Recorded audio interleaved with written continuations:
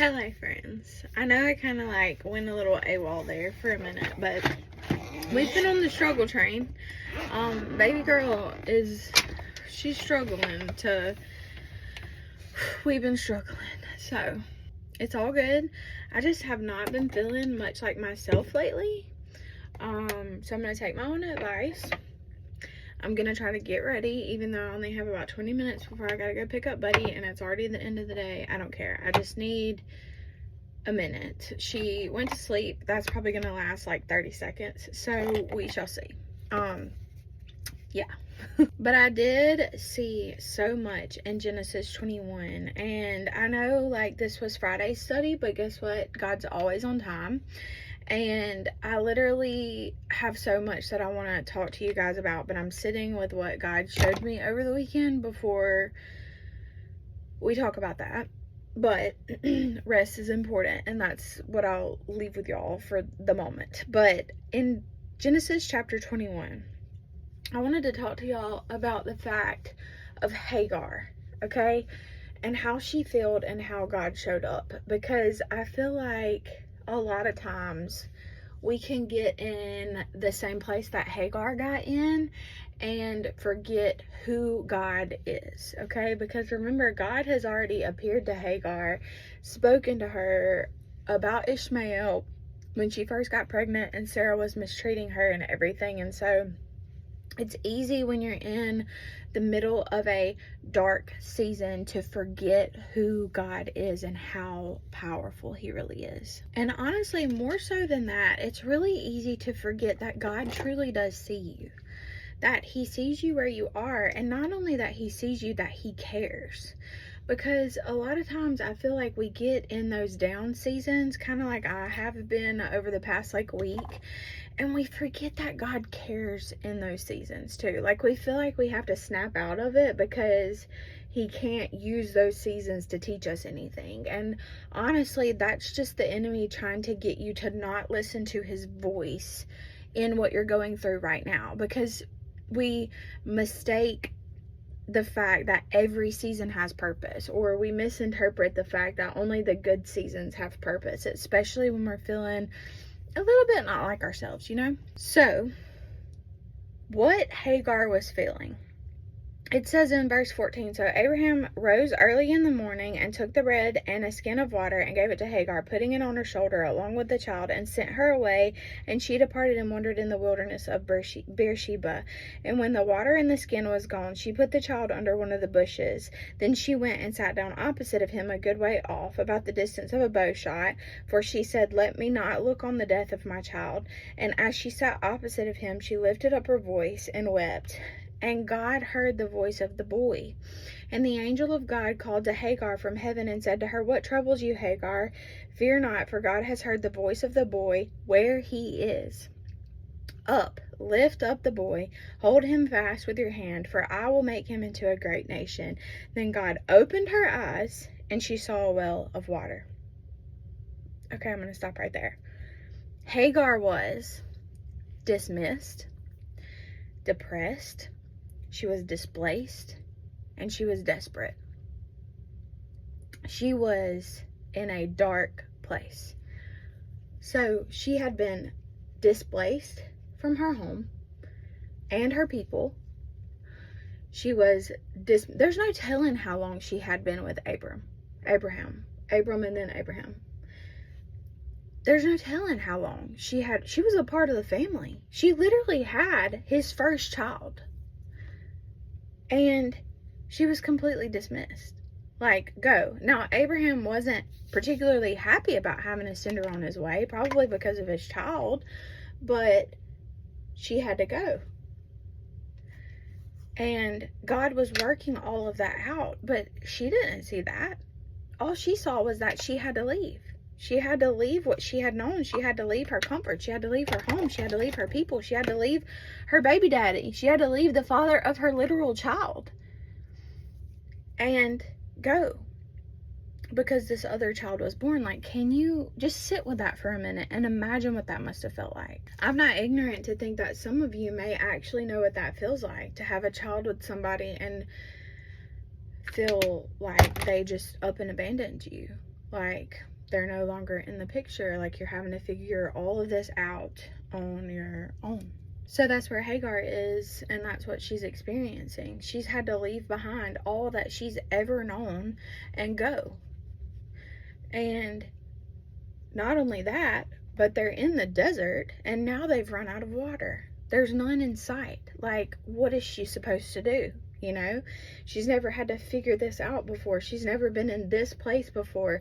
She's never had a 16-ish year old boy before that she's now having to take care of solely on her own. She's a single mom for the very first time, and she's having to figure all of this out.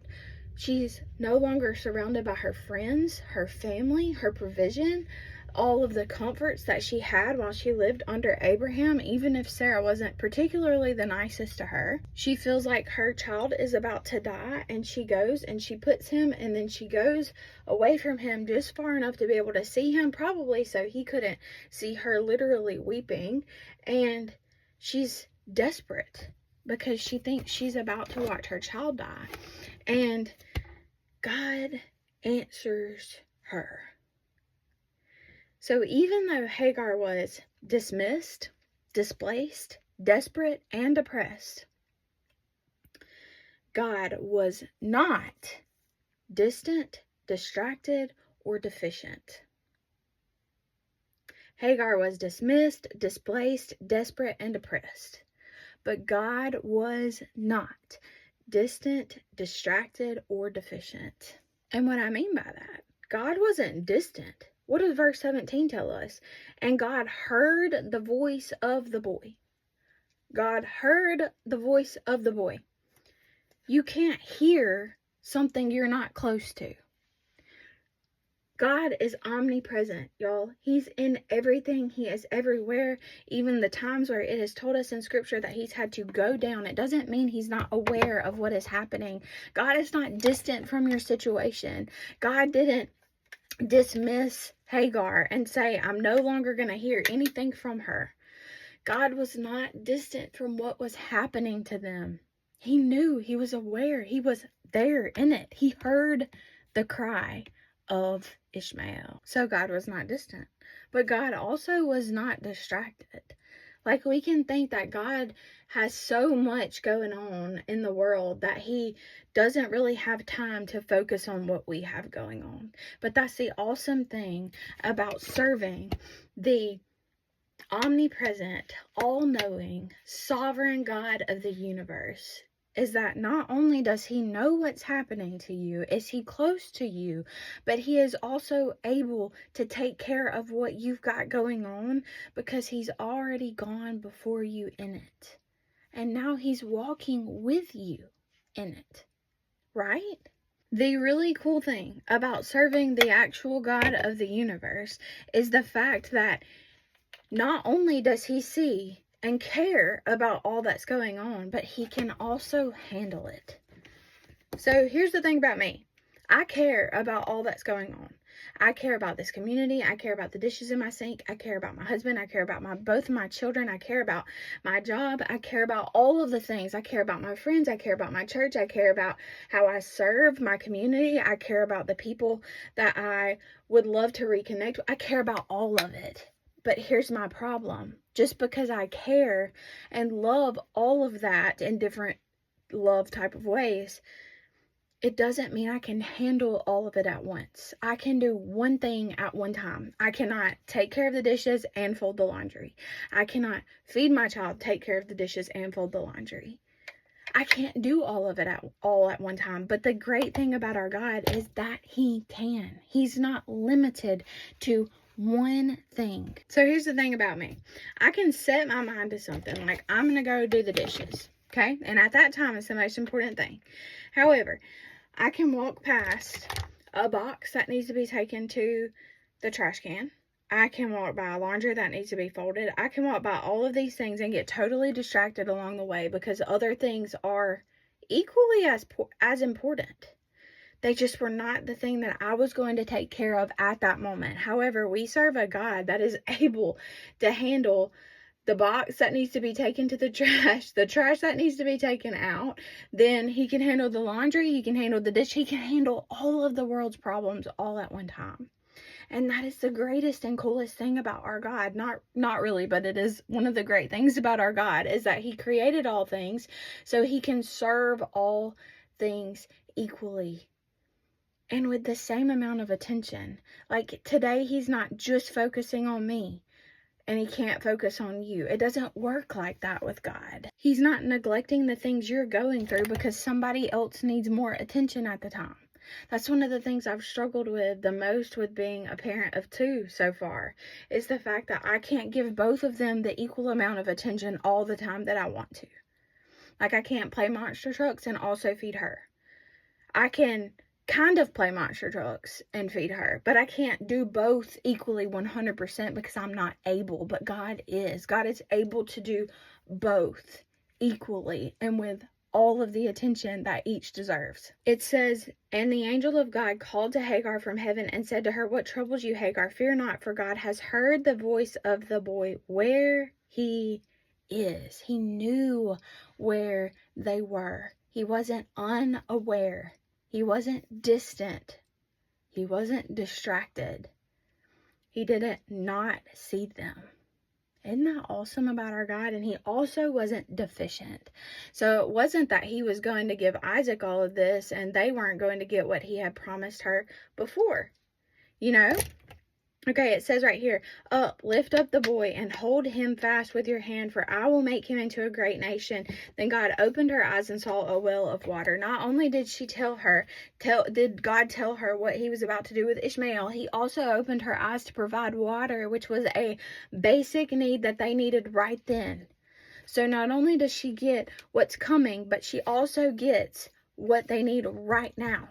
God is not deficient in helping you just because he is with another person. I say this all the time, but God's not going to deliver your mail to somebody else's house just because they are being blessed in a certain way or God is using them in a certain way. Doesn't mean that he is unable or unwilling to also use you in the way that he has prepared and designed for you. And with that being said, we're going to jump into verse 1 of chapter 21. It says, the Lord visited Sarah as he had said, and the Lord did to Sarah as he had promised. And then in verse 6 it said, and Sarah said, God has made a laughter for me. Everyone who hears will laugh over me. God will do what he promised, but it may not be in the way you've prepared. Sarah was like, everybody's going to laugh at me. I'm old. I'm like 100 years old. Everybody's going to laugh at me. This isn't what I thought was going to happen. Remember? That's why Hagar had Ishmael. But God, what does it say in verse 1? As he had said and as he had promised. It just didn't look like how Sarah had prepared for it to look like. It was a little bit different, right? She was old. She was outside of the age, and God had to work a miracle for her to even have the child. All of these things that God has promised you, that God has spoken over you, just because God has said he will take care of you and it hasn't worked out the way that you thought, or just because things haven't gone the way that you thought, doesn't mean that he's not there. It doesn't mean because you've been dismissed by the world, displaced from whatever it is, desperate for an answer from him and depressed. Just because you're in all of those places or one of those places right now does not mean that God is distant, distracted, or deficient. It doesn't mean he's not with you. It doesn't mean he's unaware of what's happening to you. And it doesn't mean that he is not able to provide everything that you need right where you are. Not only to take care of the future promise, but to take care of your essential needs right now. God is able. He is able. And it doesn't matter if what you're struggling with right now is spiritual, mental, physical, relational. It doesn't matter how or what you're struggling with right now.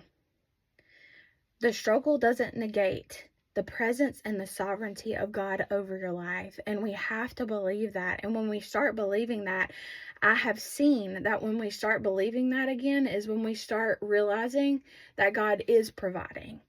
It just may not be like Sarah. It just may not be in the way that we expected, or in the time that we expected, or in the place that we expected. But God will show up. He will work.